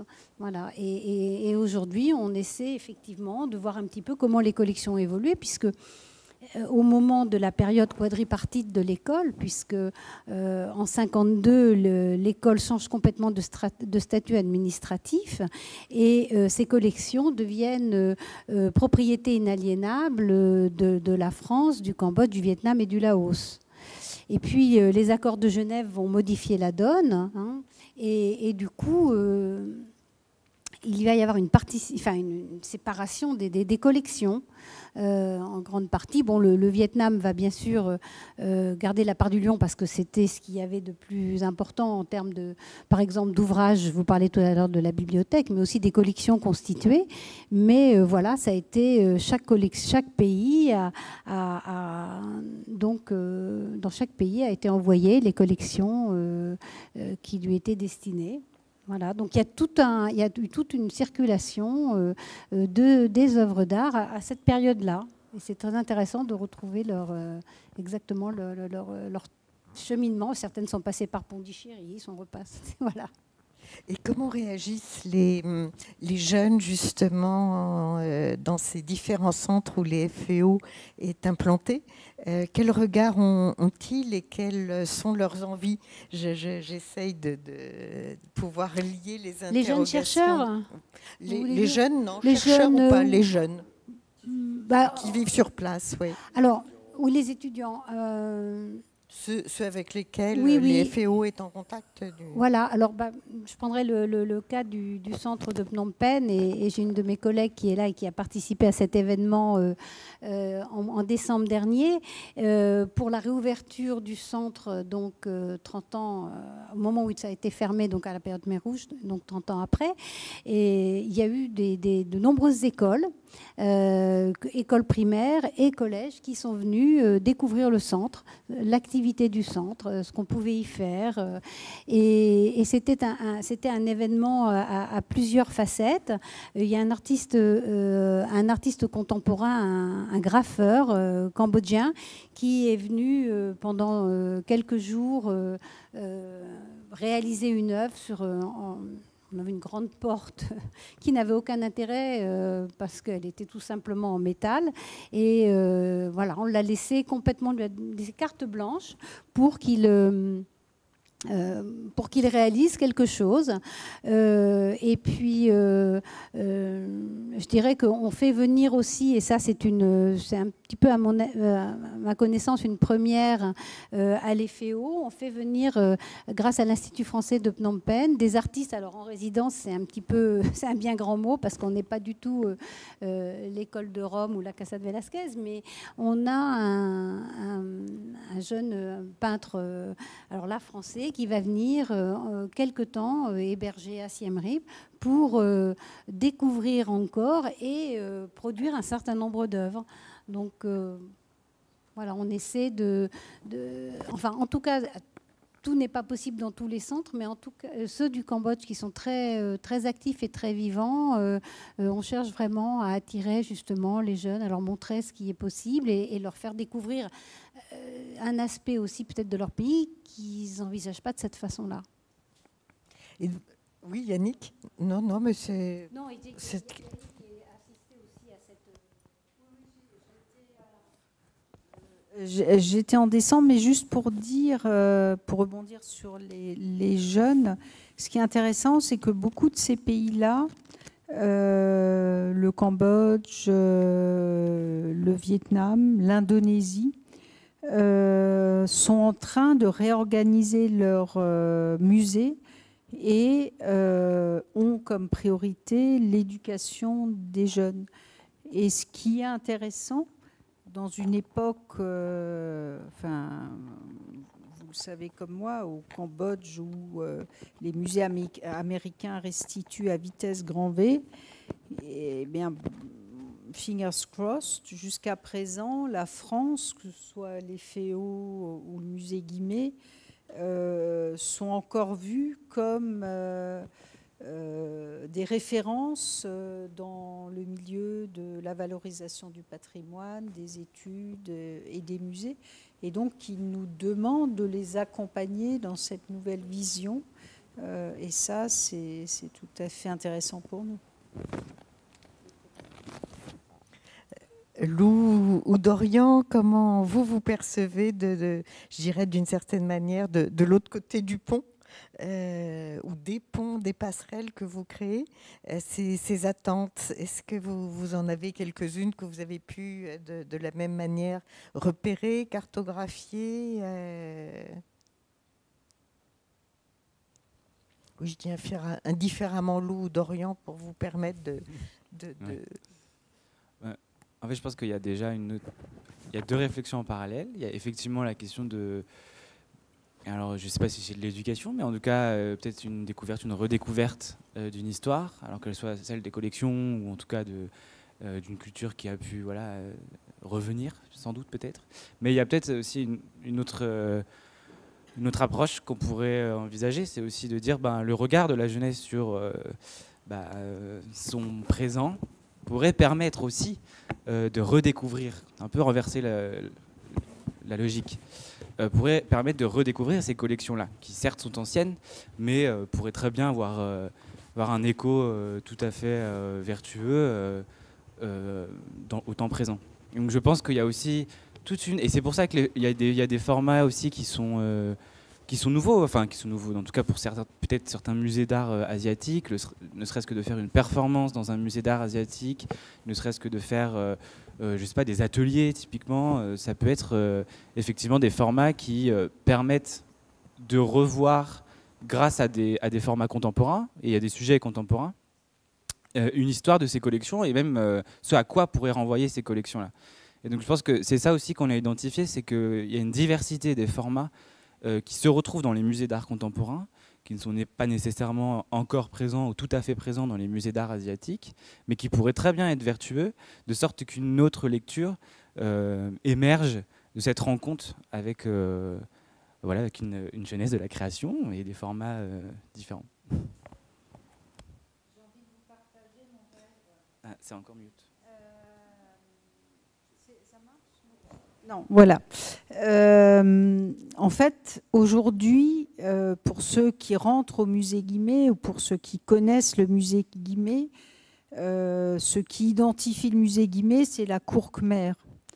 Et pour discuter avec des trentenaires, notamment, je ne cacherai pas de futurs potentiels mécènes, je leur dis, mais voilà, qu'est-ce que vous aimeriez voir ou qu'est-ce que vous aimeriez voir changer au musée Guimet ? Et alors on me dit souvent, mais à la limite ça ne me dérange pas, on me dit en anglais, on me dit souvent c'est un peu old school. Et c'est vrai qu'on a l'impression que c'est immuablement la cour Khmer, etc. Et donc, je me dis, et peut-être qu'on le fera pour France-Chine, parce que l'année prochaine, c'est les 60 ans de relations diplomatiques entre la France et la Chine. Donc, on aura plutôt une année chinoise au musée Guimet. Et donc, on y travaille. Là, j'attends des propositions concrètes pour avoir, dès l'extérieur, dès la façade, une œuvre monumentale chinoise d'un artiste contemporain, voilà, devant, sur la façade, et en rentrant dans la rotonde, en me disant c'est par des petits gestes comme ça aussi qu'on fait un pas de côté et qu'on arrive un peu, je l'espère, à intégrer aussi cette modernité ou cette dimension contemporaine au musée.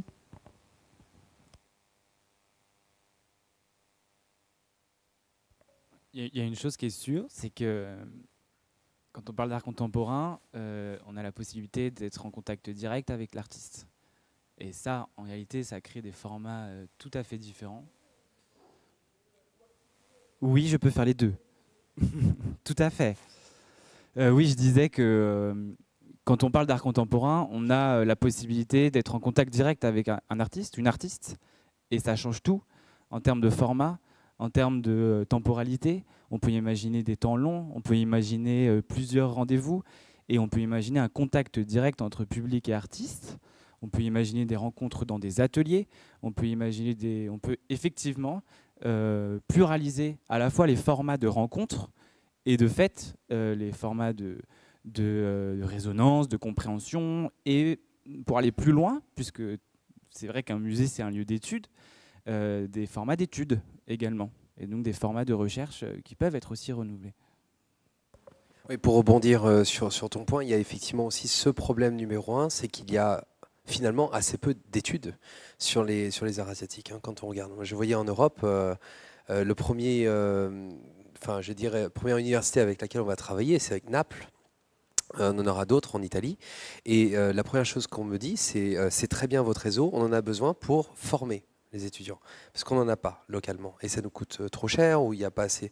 Et donc à partir de là, évidemment, de cette logique d'enseignement, on crée évidemment des personnes qui ont un bagage déjà très ancré sur la modernité, qui voyagent, qui bougent, qui sont dans ce monde complet, et qui bénéficient évidemment d'une expérience, de connaissances par ce réseau. Et moi, je me rends compte que finalement, cartographier c'est bien, mais en fait c'est l'enseignement en fait que la plupart cherchent à avoir pour ensuite permettre localement d'avoir des spécialistes qui ne sont pas d'Angleterre ou tout ça quand ils travaillent en Norvège, mais d'avoir finalement des personnes qui sont sur place, qui connaissent les artistes, qui connaissent les galeries, qui ont déjà un lien, qui parlent la langue, mais qui ont une formation complète et avec un regard exhaustif, pas seulement local.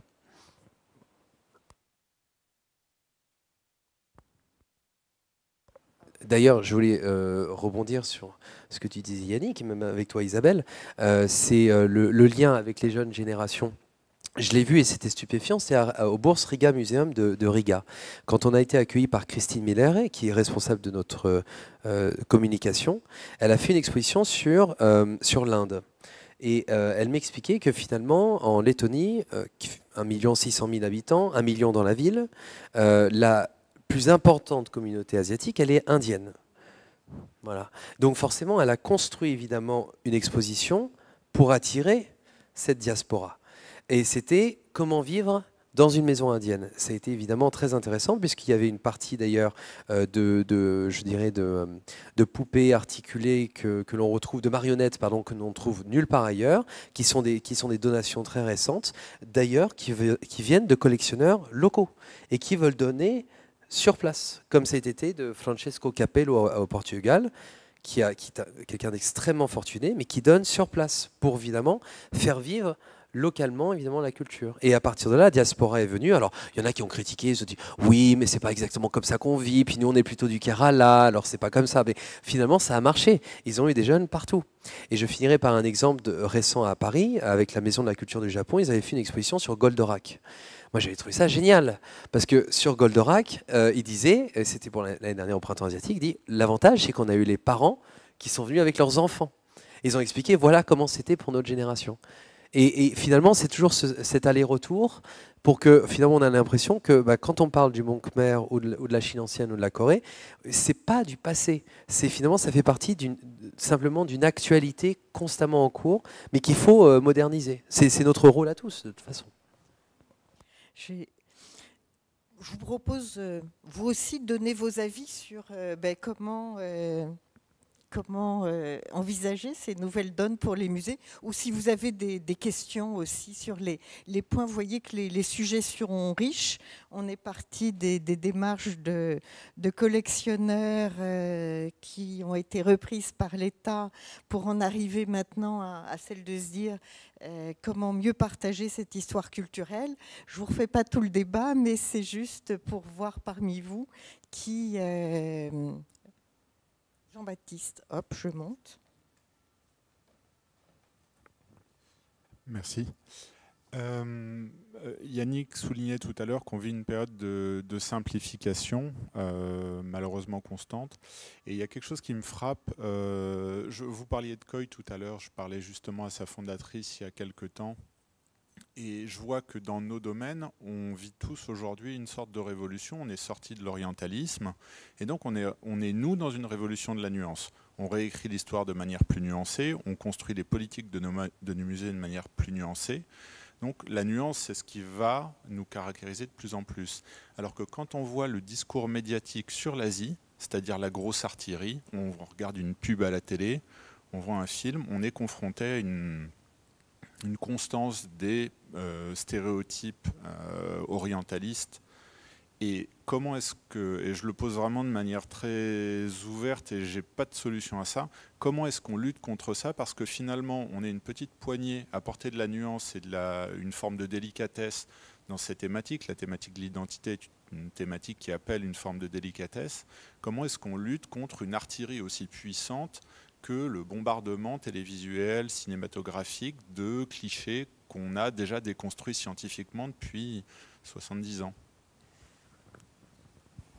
Je n'ai pas la solution absolue, mais en tout cas, pour le musée Guimet, je me dis c'est tout azimut la pédagogie à tous les niveaux, sachant que quand même ce qu'il faut se dire, mais il faut l'assumer aussi, c'est que quand je parle du musée Guimet en Asie, et les gens qui le connaissent là-bas le savent, je dis aussi que le récit du musée Guimet, ça n'est pas un musée d'art asiatique au sens large, c'est l'héritage européen du regard sur l'Asie. Et il faut qu'on l'assume aussi, mais c'est une forme de nuance aussi.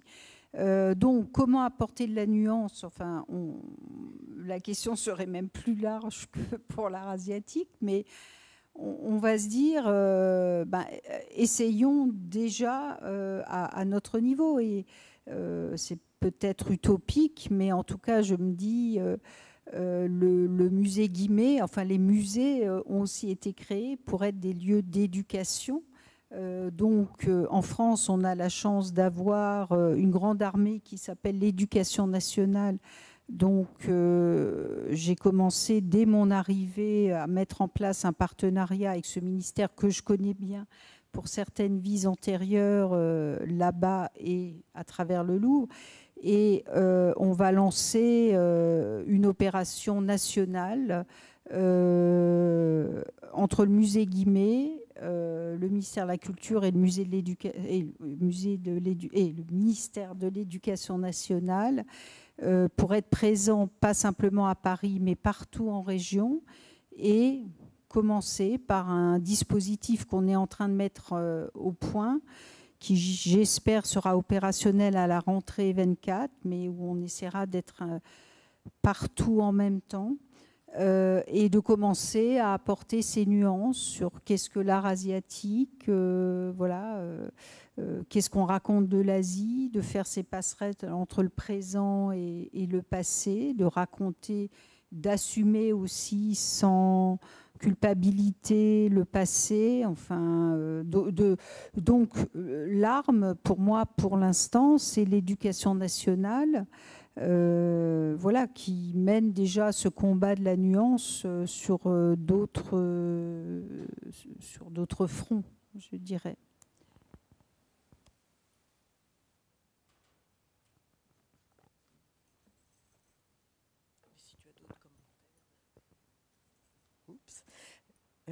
Arnaud, je voyais que tu prenais le micro. Tu veux ajouter?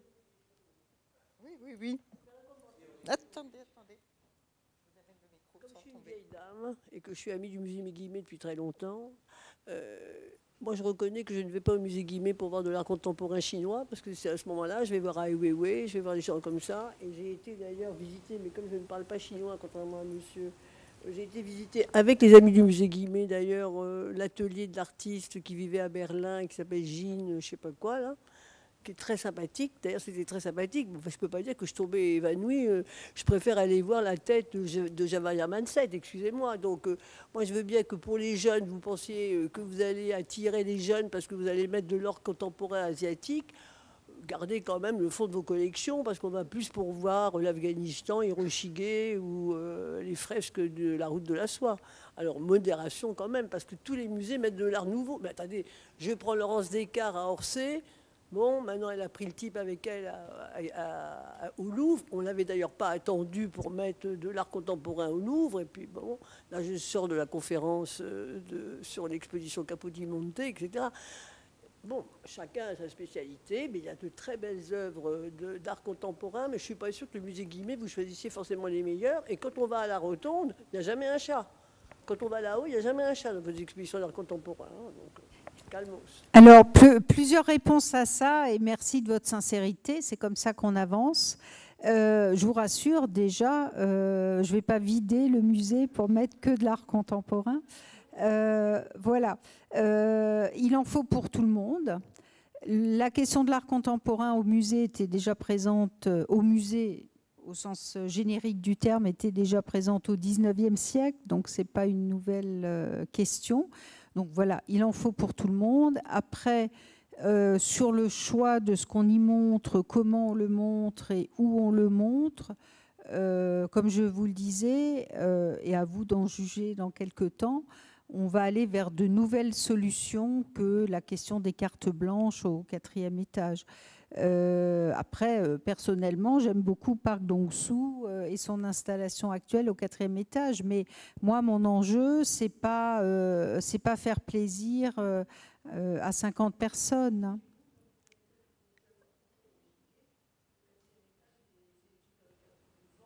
Non, actuellement, on a un artiste coréen. Allez-y, parce que vous me direz, mais c'est assez poétique. Voilà, mais après, on ne va pas rentrer dans les goûts des uns et des autres. Oui, oui. Oui, oui. Bah, ça, c'est une problématique encore plus large. Hein. C'est comment faire venir à Guimet. Et une fois qu'on est à Guimet, comment aller là où on ne va jamais. Hein. Je suis ouverte à la foire aux idées, même si on en a quelques-unes. Mais oui, oui, non, mais vous avez raison. Oui, juste un exemple. Donc, effectivement, c'est bien d'avoir un lien honnête. Moi, on est tous évidemment associés évidemment à ces connaissances de ces objets. Je vais prendre l'exemple du Quai Branly, qui a fait quelque chose d'assez intéressant il y a quelques mois. Ils avaient fait, je ne sais pas si vous avez suivi dans l'actualité, un vendredi, toute une soirée sur la manga pop. Et il y avait donc des séances de dégustation de sushi, il y avait des ateliers de dessin de manga. Il ne faut pas oublier que le manga, c'est aussi 19e siècle. Ça concerne Hiroshige jusqu'à aujourd'hui. Donc, ce n'est pas seulement un terme contemporain, mais dans ce cadre, alors déjà, il faut imaginer la file d'attente. Et je peux le dire, parce que de témoin, je ne suis pas rentré. Ça a été tellement long. Vous aussi ? Vous avez réussi à rentrer ? Ah oui, vous êtes arrivé la veille, en fait, comme un concert de Michael Jackson à l'époque. Mais c'était quand même incroyable d'avoir autant de monde qui faisait la queue, et beaucoup de jeunes, bien sûr. Mais l'intelligence, évidemment, du président et des conservateurs, c'est de dire, attention, dans la logique de la manga pop, il y avait aussi l'exposition Kimono, qui est magnifique, hein, qui est clé en main du Victoria and Albert. Et vous aviez, et là je sais des amis sont allés voir, ils avaient des centaines de personnes qui sont allées voir les kimonos, les estampes japonaises du 19e. Et là, vous avez un dialogue. Parce que vous en avez qui dégustent des sushis, et c'est très bien pour eux. Ils sont dans un musée, il ne faut pas l'oublier, la nouvelle définition du musée, c'est l'immersion, c'est le lien évidemment, c'est une expérience. Et j'ai trouvé que c'était assez spectaculaire de faire ça. Voilà.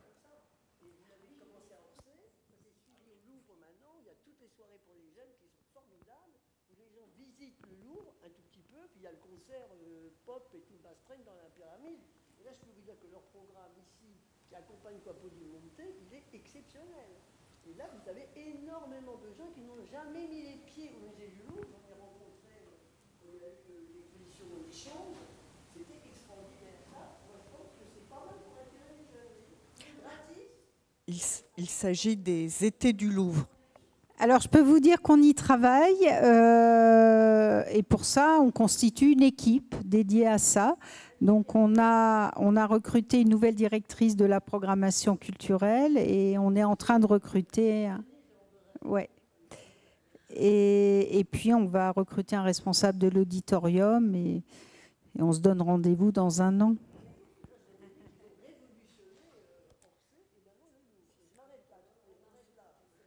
Je vous fais juste un petit témoignage. Hier, je suis sortie, j'étais à la conférence Guillemets, où j'ai fait ma petite balade, où je suis allée au 4e étage, et il y avait du monde.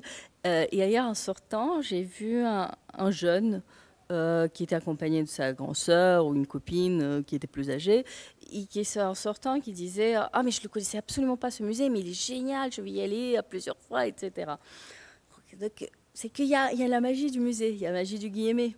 Et donc, il suffit juste de pousser la porte. Et mon obsession actuellement aussi, c'est les terrasses par cette saison. Donc, si vous venez dans 15 jours, j'espère, vous aurez une offre de restauration et de boissons aussi au 4e étage. Et voilà. C'est des détails. Et puis, qu'on le fasse savoir dès l'extérieur, parce que ça ne se devine pas ce qu'il y a dedans quand on est devant. Ça et les autres trésors du musée.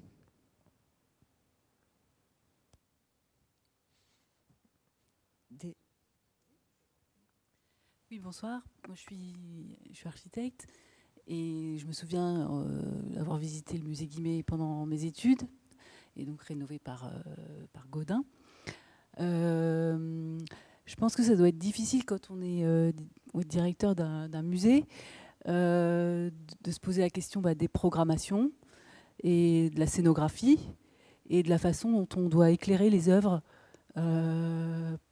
D'autant plus si on doit faire des contrastes entre l'expo manga qui est très contemporaine et puis faire le cycle d'après, faire venir des œuvres qui pèsent peut-être 3 tonnes ou je sais pas. Enfin, il y a comme ça des écarts qui doivent être maîtrisés et pour lesquels ça doit être des véritables questionnements pour vous.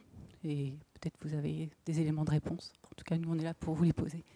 Oui, merci de la question. Alors, sur la question des programmations, si j'ai bien compris, notamment d'expositions temporaires, plutôt que de faire des expositions au fil de l'eau en fonction des idées des uns et des autres, moi, je trouve que plus que jamais en ce moment, il faut savoir quelle histoire globale on veut raconter dans ce musée et comment les expositions temporaires doivent contribuer à ce récit. Et quels est donc globalement les 3 axes qu'on a fixés sur l'enjeu de la programmation des expositions. Il y aura, parce que ça fait partie de l'ADN du musée, il y aura toujours des grandes expositions de civilisation. Dans cette foulée-là, en avril 25, on va avoir une grande exposition sur Angkor, mais plus particulièrement sur la sculpture royale en bronze avec 126 prêts qui viennent du musée de Phnom Penh, etc. Et là, on est dans l'ADN classique de Guimet, mais il y aura dans la scénographie de l'immersion, parce que ça, il faut maintenant que dans les scénographies, on ait de l'interaction et de l'émotion. On prépare dans la même lignée une expo sur le Pakistan pour 26. Bon, ça, c'est un axe. Autre axe, à mon avis, qu'il faut raconter, parce que les collections le racontent aussi d'une certaine manière dans l'histoire du goût, c'est tout ce qui montre les passerelles entre l'Europe et l'Asie. Que ce soit la fascination de l'Europe pour l'Asie. On prépare par exemple une expo Soulage et l'Asie dans cette lignée-là, mais d'autres choses aussi. Ou bien la fascination de l'Asie pour l'Europe aussi. Donc je ne vais pas vous donner la liste de toutes les expositions, mais plutôt que de dire on fait une liste à l'après-vert de sujets dont les uns et les autres ont envie, il faut donner du sens et raconter une histoire épisode par épisode, que chaque exposition soit un élément du récit global. Voilà. Après, sur la vision puisque je m'adresse à une architecte, ce qui est important aussi quand on arrive à la tête d'un établissement comme ça, surtout 25 ans après les grands travaux qui ont transformé le musée qui a réouvert en 2001, c'est avoir aussi une vision du bâtiment et de la transformation du bâtiment nécessaire. Et là, on a quelques idées et des programmistes qui vont y travailler à partir de septembre. Je me retourne vers vous, public, amis des musées. Il y a un exemple qui m'avait beaucoup plu avec Lou et Dorian à l'époque. Je me permets, Françoise, on est bien là, ici, on est bien. On avait fait venir Wang Keping. Et vous voyez, le lien, évidemment, ça me rappelle une phrase de Jacques Gies quand il m'avait fait venir dans son bureau en 2010. Qui était un ancien président donc, du musée Guimet et surtout un très grand sinologue et spécialiste de la peinture chinoise. Et Wang Keping, on l'a déjà présenté, je pense, non, en tant qu'art. Oh là là, c'est un gros effort, mais je laisserai Lou le refaire, qui est un grand artiste contemporain, spécialiste de la sculpture sur bois et pas que. Ça va, je me trompe pas trop. Et quand on était en discussion, Wang Keping, on lui demandait quelle est votre source d'inspiration. Et on imagine toujours beaucoup de choses. Quand on regarde un bronze de la période des Shang, on imagine qu'ils ont pris énormément de temps à détailler, à déterminer. Des fois, non, c'est juste une source d'inspiration. Et Wang l'a dit, je me promène dans la forêt et puis je choisis ce qui m'inspire. Donc ça me rappelle une phrase de Jacques Gies, c'est que quand on regarde évidemment des bronzes chinois, on est dans de l'art contemporain Shang. Et quand on est dans du Goguryeo, on est dans de l'art contemporain coréen. Donc forcément, on est tout le temps en train d'évoluer pour comprendre le rapport entre l'artiste, l'œuvre et son sens évidemment de l'inspiration. Et ce jeu-là, il ne doit jamais s'arrêter, parce que sinon, c'est des œuvres qui meurent. Donc il a un sens. Et quoi qu'il arrive, quelle que soit la manière de le représenter. Et effectivement, j'étais frappée de voir dans le même registre, mais cette fois du côté chinois. J'étais dans la ville de Hangzhou, qui est pas très loin de Shanghai, il y a quelques jours. On me propose d'aller dans un restaurant qui a été aménagé par un ancien étudiant des arts déco, si j'ai bien retenu. Il s'est installé dans un bâtiment qui est celui du groupe YMCA, donc l'accueil des jeunes au début du XXe siècle, des jeunes protestants. Et qu'est-ce qui était présenté dans son bâtiment? Parce que lui-même est artiste, il a monté des écoles d'art pour les enfants, une exposition en hommage à Soulages, qui portait et sur le blanc et sur le noir. Donc on voyait bien ce lien qu'il cherche à faire entre la ville où il habite désormais et puis les différentes institutions par lesquelles il est passé, le lien avec la France. Ce qui est intéressant, puisqu'on évoque Soulages, c'est qu'en préparant l'exposition, j'allais jamais me lancer dans une telle exposition sans l'accord de la veuve de Colette. Et Colette me disait... On n'aurait jamais pu faire une telle exposition tant que Soulages était vivant, parce qu'il détestait qu'on lui dise que sa peinture puisse faire écho à une tradition asiatique. Il ne s'y reconnaissait pas du tout. Son seul lien avec l'Asie, c'était son amitié avec Zhao Wuqin. Bon, il a fait quelques expos, enfin une expo en 93, je crois, à Pékin, etc. Mais il se sent, lui, se sentait. Donc ça, c'est intéressant parce que donc ce que vous dites est intéressant aussi, c'est que beaucoup de gens en dehors de lui pensent à ce rapprochement et maintenant on peut écrire cette histoire-là de Soulages. Est-ce que pour terminer, je crois qu'il n'y avait plus de questions, de remarques dans la salle. Yannick nous disait son rêve. Est-ce que je peux vous proposer à chacun? Oui, non, mais bien sûr. C'est juste pour rebondir parce qu'il faut pouvoir alimenter les décennies à venir et les construire ensemble et en réseau. On l'a compris. Qui veut commencer? Dorian, voilà, tu as été désigné. C'est Arnaud qui a dit, ben voilà, c'est vous. Donc, moi, je suis... Hein. Nous, un de nos rêves, ce serait, au contraire de Madame, de voir un peu plus d'art contemporain asiatique dans les musées. Et puisqu'on parlait de la nuance, je pense que effectivement, ce qui serait intéressant, c'est d'avoir peut-être différents discours dans différents musées. Je ne sais pas ce que vous en pensez, Yannick, mais c'est vrai que là, lorsqu'on observe la présence de l'art contemporain au musée Guimet, donc on voit qu'il y a l'exposition dans la rotonde et qu'il y a un lien qui est fait avec les collections. Donc on sent que, voilà, qu'on essaye de faire cette passerelle avec la tradition et d'inscrire l'art contemporain dans une certaine continuité avec le passé.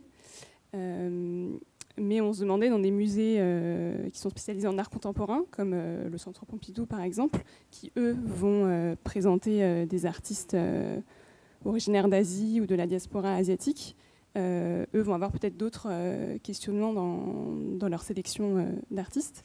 Et comment est-ce que le musée Guimet peut travailler par exemple en réseau, en collaboration avec un musée comme le Centre Pompidou, et comment est-ce que chacun peut apporter peut-être un regard différent, une nuance sur ce qu'est l'art contemporain asiatique.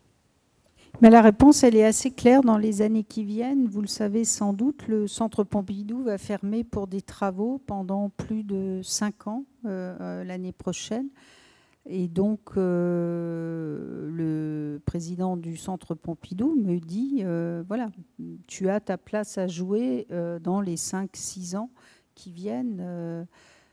Et c'est évidemment avec lui, avec le musée d'art moderne aussi de la ville de Paris. Il faut qu'on se parle entre nous et qu'on se dise entre nous, voilà, quelle doit être la place de Guimet. Mais pourquoi j'ai un peu cette obsession de l'art contemporain, alors que mes spécialités, c'est l'art ancien. Bon, mon goût ne doit pas intervenir là-dedans comme présidente, mais on vient de faire une enquête des publics, parce que vous savez, moi, une de mes équations, c'est que 177 000 visiteurs l'année dernière à Guimet. Il y a 20 ans, il y en avait 400 000. Donc c'est un musée qui doit avoir entre 400 et 500 000 visiteurs minimum par an. Donc ça, c'est ma première obsession, mon premier rêve. Et donc, on a fait faire une enquête des publics. On sait aujourd'hui, ça permet toujours de situer au moins où on en est aujourd'hui. Le visiteur, le profil type du visiteur Guimet, c'est une femme de 41 ans, bac plus 12. Voilà.